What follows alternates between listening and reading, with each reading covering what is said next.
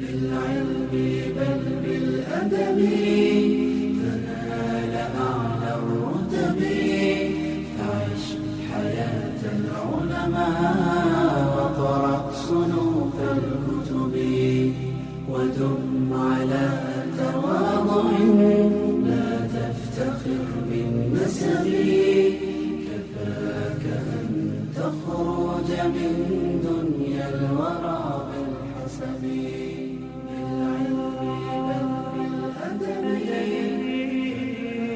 أعلى الرتب عيش حياة العلماء وقرأ صنوف الكتب طيب بسم الله الرحمن الرحيم إن الحمد لله نحمده ونستعينه ونستغفره ونعوذ بالله من شرور أنفسنا ومن سيئات أعمالنا من يهده الله فلا مضل له ومن يضلل فلا هادي له أشهد أن لا إله إلا الله وحده لا شريك له وأشهد أن محمدا عبده ورسوله لا نبي بعده اللهم إنا نسألك علما نافعا ورزقا طيبا وعملا متقبلا. Kita lanjutkan atau kita ulang kembali bahwasanya kalam itu jamak dari kalimah, dan kalimah atau kata itu adalah al-lafzul mawdu'u li ma'nan mufrad, lafal yang diletakkan dalam bahasa untuk makna yang singular, suatu makna.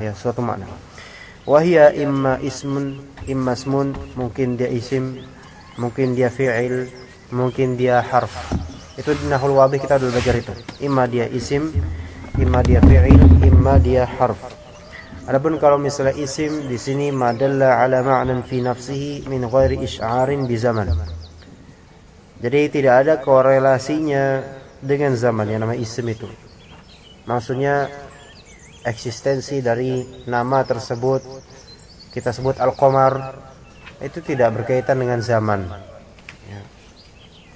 Wahwa salasatu anwa, dan dia ada 3 macam. Kita udah paham 3 macam di sini, yaitu 3 fungsi, yaitu 3 macam, ada 3 kemungkinan fungsi. Yang pertama ma yufidul umum, yang kedua ma yufidul itlaq, dan yang ketiga ma yufidu al khusus. Itu perlu dipelajari, dan kita perlu membedakan antara am dengan mutlak atau umum dengan itlaq. Ada masih ingat gak perbedaannya am dengan mutlak? Masih ada yang ingat gak? Masih ada yang lupa gak? Mas Ariantum ingat Mas Ari? Masuk gak itu? Masuk. Masih ingat umum dan mutlak? Contohnya apa? Umum, contohnya apa mutlak? Dua-duanya. Contohnya aja biar instan, biar langsung tahu.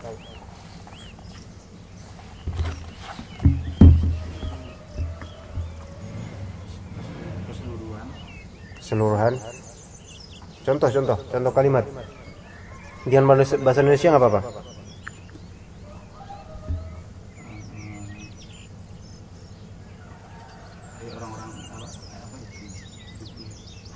Manusia. Iya, manusia. Kenapa manusia? Kenapa mereka manusia itu?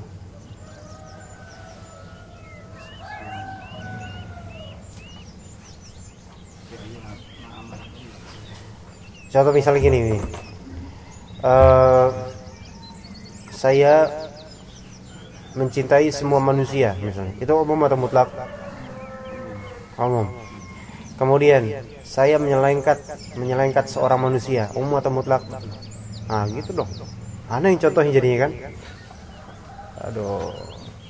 Baik, jadi mutlak itu dia tidak mencakup semua jenis dari isim yang disebutkan. Ya.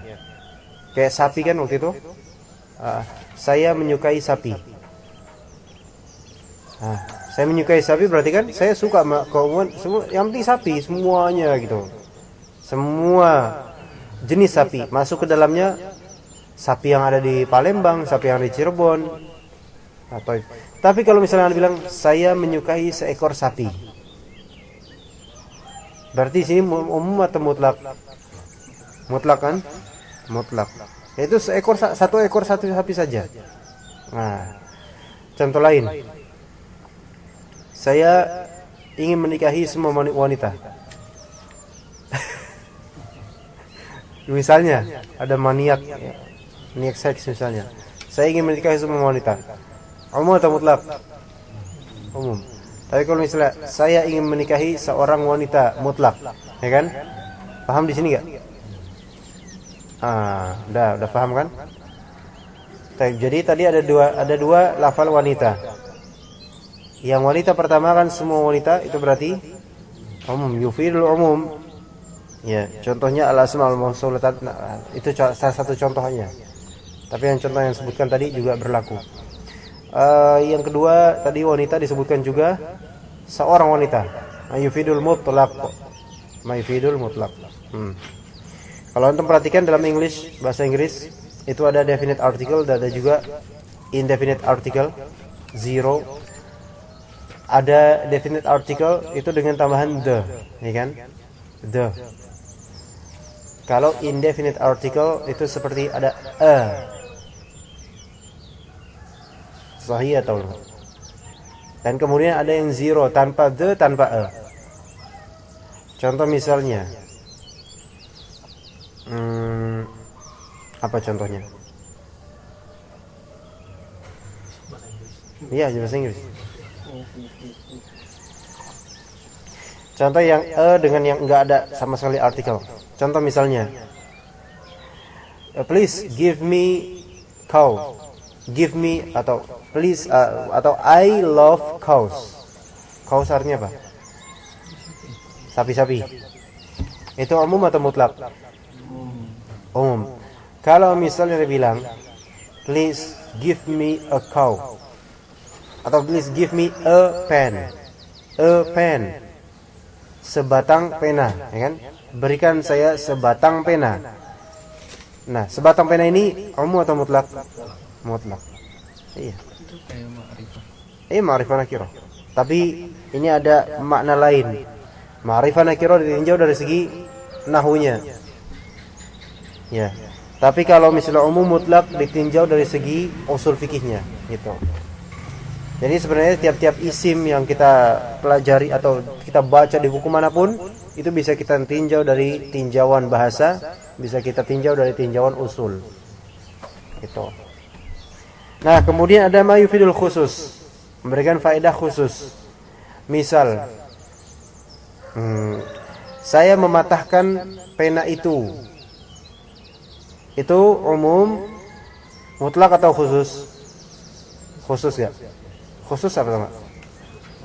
Khusus. Kalau misalnya bilang ini, ada 3 kalimat. Bang, berapa harga pulpen? 5.000 satunya. Ya udah, saya beli semua pulpen. Itu satu. Saya beli semua pulpen. Kedua, bang, berapa pulpen ini, bang? Kedua, berapa pulpen yang ini? Oh, pulpen yang ini harganya 5.000. Ya udah, saya beli yang ini deh, pulpen ini. Kedua. Ketiga, bang, harga pulpen sekarang mahal atau murah? Murah. Ya udah, saya beli satu pulpen. Baik. Masih ingat contoh-contohnya 3 nih? Contoh pertama, berapa harga pulpen, bang? 5.000. Ya udah, saya beli semuanya yang 5.000. Itu umum, khusus atau mutlak?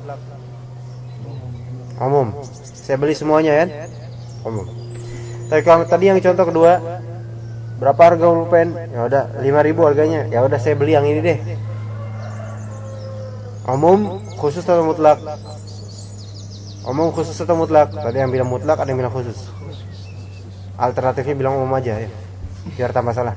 Ayo, apa? Khusus, mutlak atau umum? Khusus. Saya beli pulpen yang ini. Khusus. Kemudian, kalau misalnya tadi harga pulpen sekarang mahal atau murah, Pak? Murah, insyaallah. Ya udah, saya beli satu deh. Saya beli satu pulpen. Umum, khusus atau mutlak? Ayo, khusus, Pak. Tapi yang mana? Pulpen yang mana kan nggak tahu. Satu pulpen aja. Mutlak. Yang penting satu. Kalau misalnya ternyata pedagang itu memberikan 10 pulpen, salah nggak dia? Salah, secara usul fikih salah paham dia. Gitu. Kalau misalnya Anda bilang, saya beli semua pulpen dah. Dikasihnya satu doang, padahal masih ada 10. Salah paham nggak? Salah paham. Dia padahal tadi lafalnya umum, dia malah memberikan yang mutlak. Paham di sini? Yang persentase aku tentang mutlak tadi, saya ambil yang ini aja deh ya. Enggak. Pokoknya saya ambil yang ini, itu berarti khusus. Beda. Khusus sama mutlak beda. Mutlak di sini tetap enggak muayyan dia. Enggak tertentu, enggak ditentukan yang mana pulpennya. Kalau khusus ketahuan pulpennya ini. Gitu loh. Tapi kalau mutlak, yang penting satu. Mau yang mana kek? Yang penting itu. Tuh. Enggak detail. Kalau detail nanti jadi muqayyad jadinya. Tapi itu pun masih tetap umum. Nih misalnya ini kan ada buku nih. Ada buku nih banyak nih. Antum Mas Zikri bilang, "Mas, saya ambil semua bukunya." Tapi ini umum, mutlak atau khusus? Umum. Kalau antum bilang saya ambil semua bukunya, ya kemudian anak pukul antum, enggak. Kemudian anak bilang, anak kasih satu aja, ini berarti salah enggak? Salah. Antum pengen ambil semuanya umum, anda malah memberikannya yang mutlak, salah, enggak benar, gitu kan? Karena kan harusnya umum semuanya. Semua jenis buku yang ada di sini, ya kan, umum. Terus kalau misalnya antum bilang Mas Zikri, bilang Mas, ana ambil yang ini deh, yang zikir doa dan ini pengusir setan. Terus ana kasih antum semuanya. Ini salah juga. Kenapa? Antum mintanya mutlak, ana ngasihnya umum, nggak benar. Jadi harus sesuai dengan apa yang di request gitu kan. Kalau misalnya antum tadi ambil ini kan, berarti khusus. Ana kasih malah umum gitu kan. Baik, kemudian kalau antum bilang, Mas, ana minta satu buku aja dari buku ini, mutlak atau umum atau khusus? Mutlak. Minta satu aja. Ya udah, satu aja. Terserah ana. Ana kasih satu ini buku zikir doa ini. Sah nggak itu? Sah, nggak masalah. Tapi kalau antum minta satu aja Mas, ana kasih semuanya, walaupun dia seneng, tapi itu salah itu. Salah karena kita tahu bakal dijual sama ini. Misalnya meminta buku doa dua. Itu khusus, itu mainnya khusus. Karena khusus itu muayyan, tertentu, definite. Oh ini. Nah, iya. Atau kalau anda bilang buku itu, nah buku itu kan tahu, berarti khusus itu dia. Mutlak, masih mutlak itu namanya. Masih mutlak. Dia masih mutlak. 2 buku dong dari buku-buku ini gitu. Jadi makanya mutlak ini ada keumuman, ada sisi keumuman, ada juga sisi kekhususan gitu. Lebih detail lagi ke khususnya. Enggak mesti. Enggak, dia masih umum juga. Sama-sama 50-50. Dia ada sisi umumnya dari segi random mau yang mana kayak gitu. Dan ada sisi khususnya, yang penting berapa, 1 kayak 2 kayak, yang penting apa kayak bukunya gitu, paham? Udah gitu ya, kelas. Ntar kita lanjutkan sekarang ke al-fi'il sekarang. Setelah kemarin isim, sekarang al-fi'il.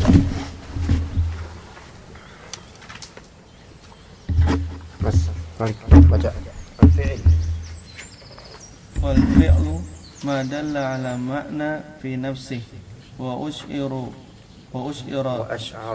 وأشعر بهيئته بأحد الأزمنة الثلاثة وهو إما ماد كفهم أو مضارع كيفهم أو أمر كإفهم والفعل بأقسامه يفيد الإطلاق فلا عموم له. Baik, ahsanta. Baik, kita sekarang ke al-fi'il insyaallah. Al-fi'il ma dalla ala ma'nan fi nafsihi. Fi'il adalah di situ apa artinya dibacanya? Apa yang menunjukkan? Makna dalam dirinya sendiri. Wa asy'ara bihayati, dan menunjukkan hay'ahnya. Hay'ah ini artinya bentuk ya. Hay'ah ini artinya bentuk atau format. Nah, dengan bentuk atau format fi'il itu menunjukkan salah satu zaman-zaman yang ada tiga. Ada madhi, ada hadir, ada mustaqbal. Jadi zaman itu terbagi menjadi tiga, madin, hadir, dan mustaqbal. Masa lalu, sekarang, dan ke depan, masa depan. Nah, jadi fi'il itu mengisyaratkan adanya pemahaman zaman terjadinya perbuatan tersebut tidak dari zat fi'il itu, tidak dari zat fi'il itu, tapi dari hay'ahnya. Hay'ah itu bentuknya, format. Ya, jadi kita ketahui ini bentuknya madhi atau mudhari atau amr. Paham enggak di sini? Jadi bukan dari zat katanya, bukan, tapi dari bagaimana formatnya dia. Kan seperti ini sini contohnya. Wa huwa imma madin ka fahima. Itu kan kita tahu fahima fi'il apa? Madhi. Formatnya format fi'il madhi. Soalnya fahimu misalnya formatnya fi'il apa? Formatnya, hay'ahnya madhi. Maka dengan format itulah, bukan dari kalau dari zatnya fahima artinya kan memahami. Ya, memahami itu sendiri nggak ada makna waktu, ya kan? Tapi ketika dilihat dari formatnya fahima, ya, dengan wazan fa'ila, kita tahu ini fi'il madhi. Paham nggak di sini? Iya. Jadi dilihat dari formatnya. Paham Mas Arya? Mas Arya paham? Jadi misalnya ada kata kataba, artinya apa? Menulis. Lafal menulis itu secara zat dia nggak menunjukkan waktu. Kalau misalnya kita bilang saya sedang menulis, menulis menunjukkan waktu nggak menulisnya? Enggak. Tapi ketika ada tambahan format sedang, maka menunjukkan waktu. Itu kalau di Indonesia. Saya telah menulis, saya akan menulis. Dan telah, akan, dan sedang itu membantu untuk menunjukkan pemahaman tentang waktu terjadinya perbuatan. Kalau di bahasa Arab, nah itu ada, tapi dia formatnya itu madhi, mudhari, amr, dan dalam kata itu sendiri. Enggak ditambahin kata akan, kecuali beberapa hal seperti sa, ya, saufa. Tapi ini fahima. Fahima secara makna zat tidak menunjukkan waktu, tetapi secara format atau hay'ah atau bentuk menunjukkan waktu. Fahima. Waktunya apa? Madhi. Paham gak di sini? Paham. Taib. Kemudian yang kedua, au mudhari, atau mudhari itu menunjukkan hadir, kan, menunjukkan masa sekarang terjadinya perbuatan. Seperti yafhamu.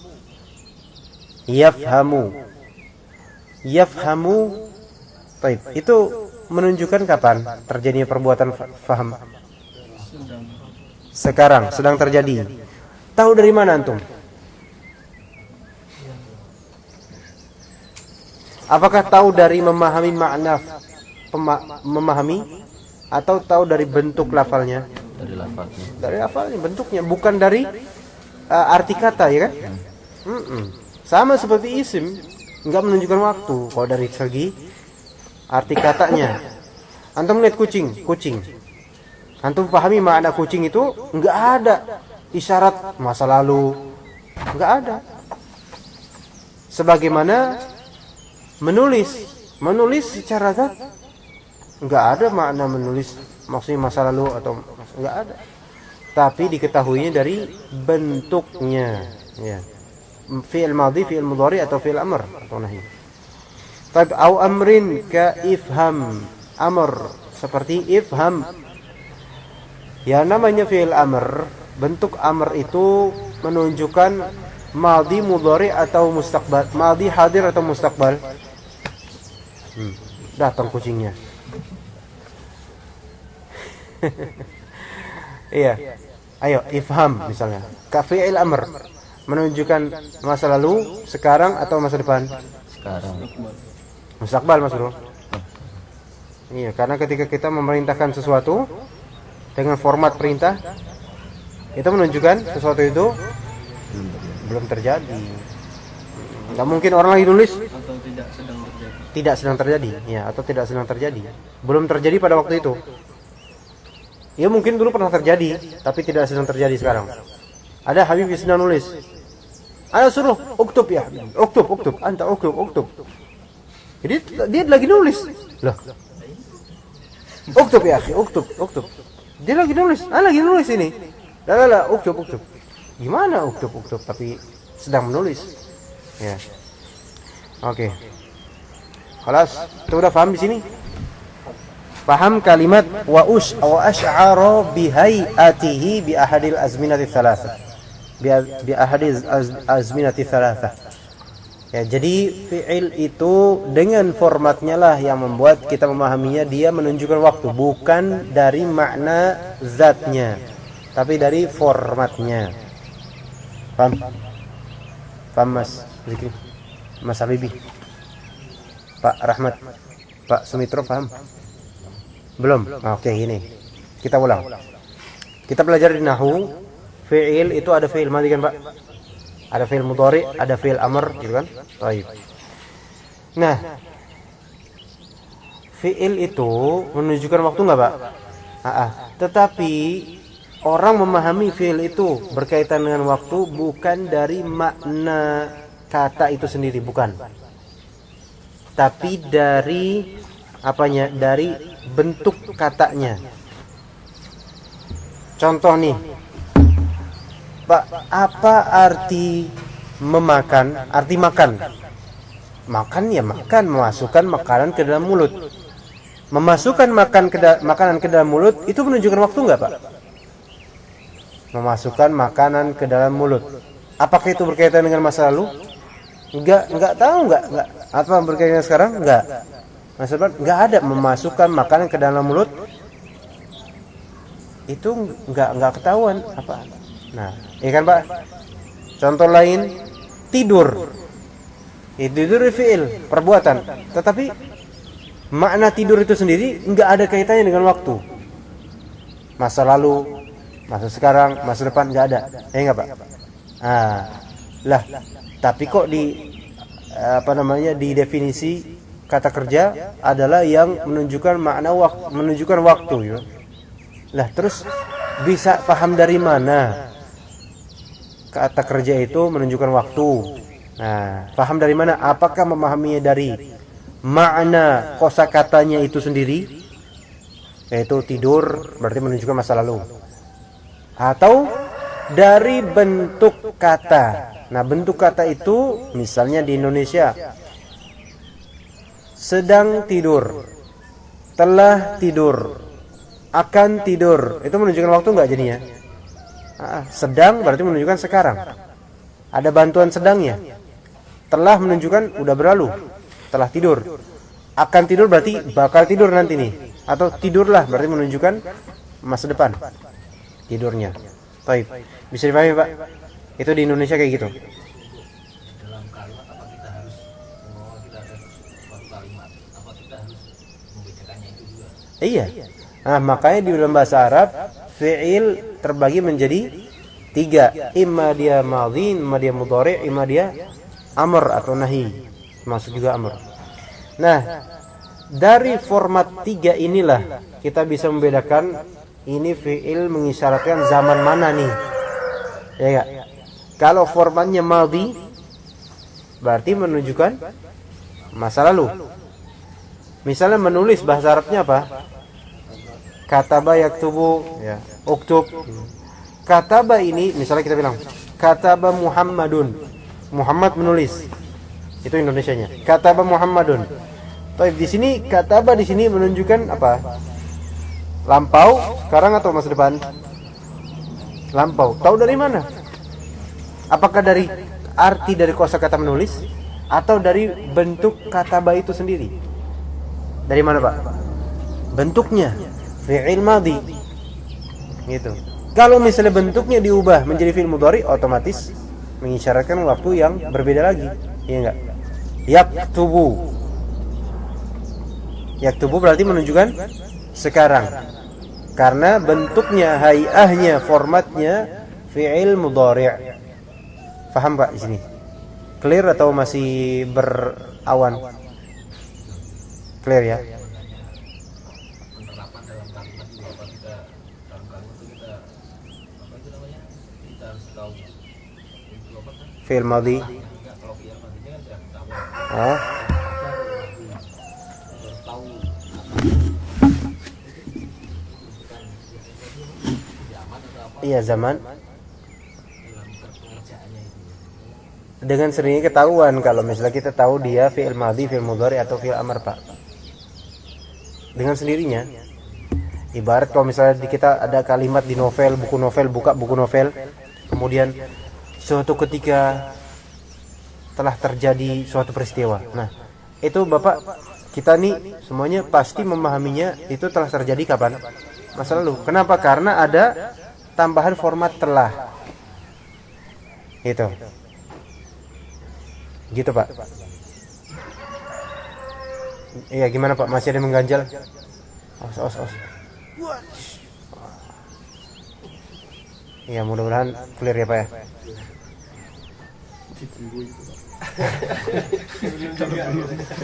Nah. Taib, Mas Ari, paham tadi? Paham? Antum?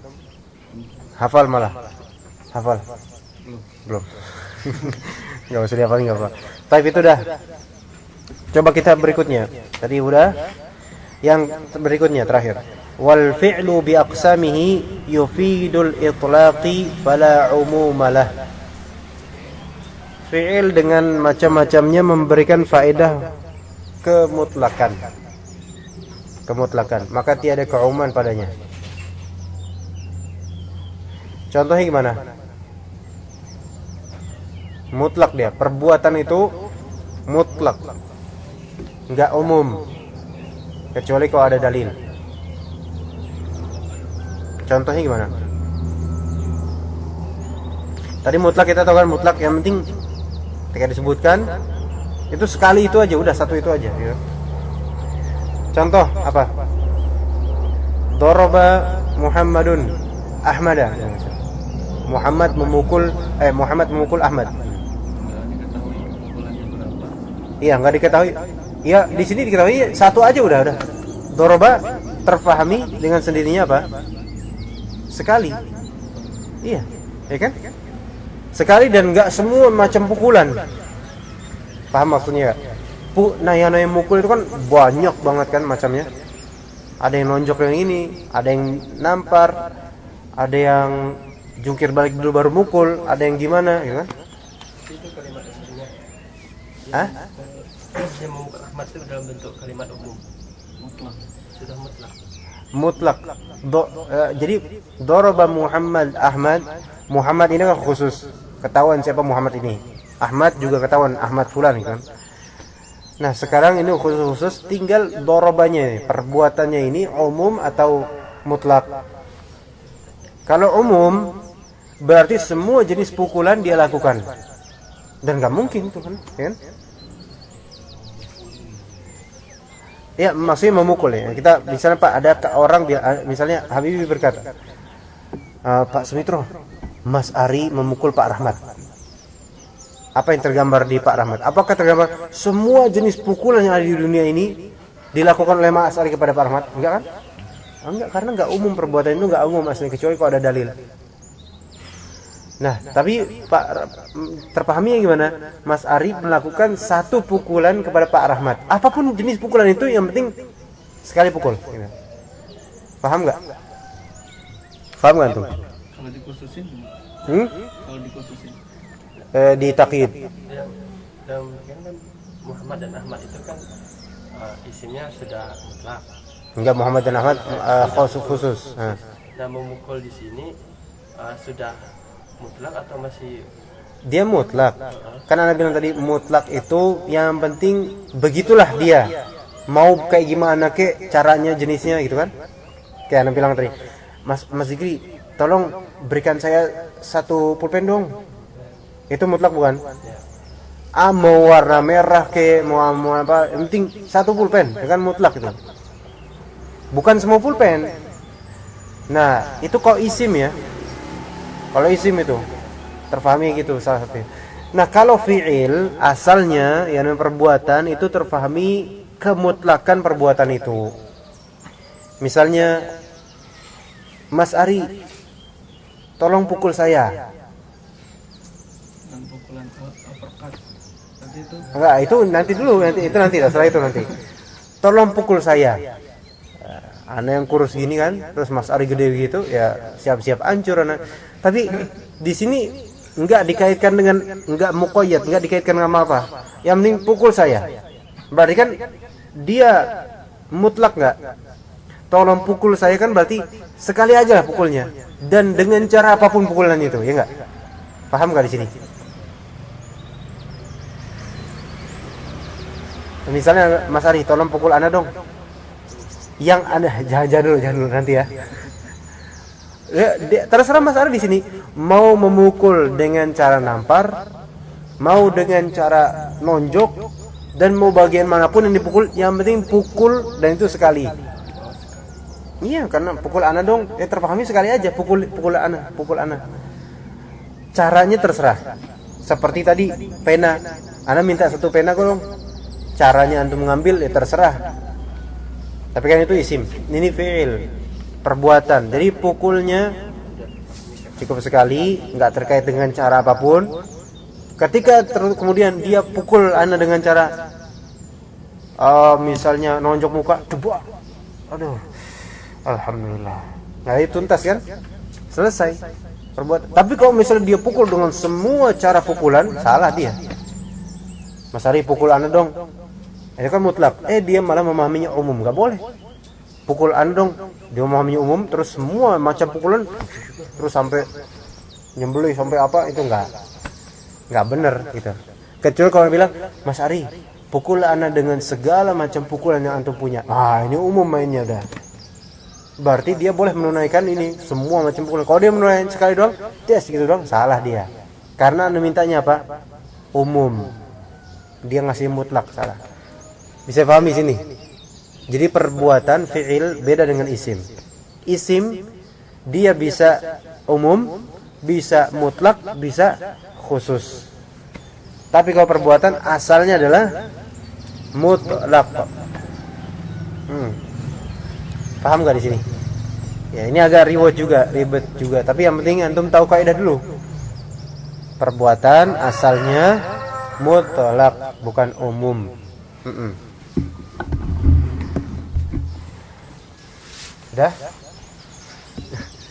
Udah ya, kita cukup sampai sini aja. Coba murojah lagi. Kalimat atau kata terbagi menjadi 3. Ada isim, ada fi'il, ada harf. Isim secara zat dan secara bentuk tidak menunjukkan waktu. Kalau misalnya dan juga kalau misalnya fi'il secara zat menunjukkan waktu enggak. Secara kosakata enggak. Tapi secara hay'ah bentuk dia menunjukkan waktu.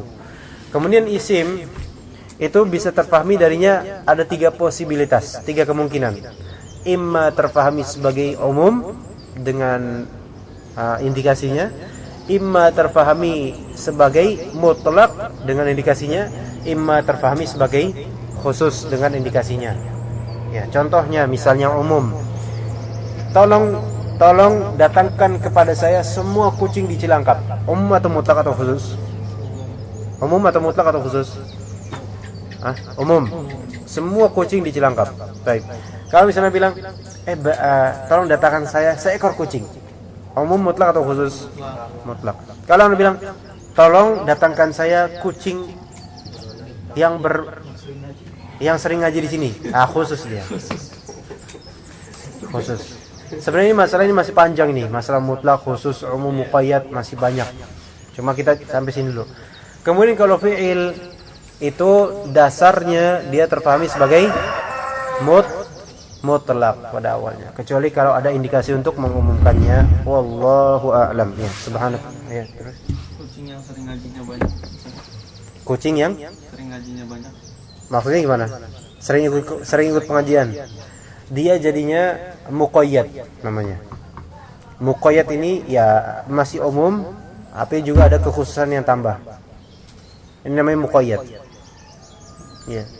Jadi ada umum, ada mutlak, hampir mirip. Ada khusus, ada muqayyad, hampir mirip. Mungkin apa untuk mengindikasi dia antara umum dan mutlak itu bisa diperinci nih indikasinya apa aja, mungkin bisa bisa membantu. Misalnya dengan kata semua, Iya, benar. mungkin bisa membantu dengan Iya, harus ada bantuan format itu yang membuat dia terpahami ya. ini. Iya, alif lam, ada kullu, semua dan seterusnya. Nah, makanya nanti akan ada penjabaran ketika dia umum, ada namanya siyagul am atau siyaghatul umum. Sighah itu bentuk-bentuk atau format-format yang membuat isim terpahami sebagai umum. Itu insyaallah ada di babnya. Ini baru muqaddimah aja, kita pengenalan dulu. Ya, kemudian ada muqayyad, nanti lawan dari mutlak, insyaallah akan ada babnya. Ya, insyaallah. Nelangsa banget kayaknya itu. Yes. Hah? Berapa tahun lagi?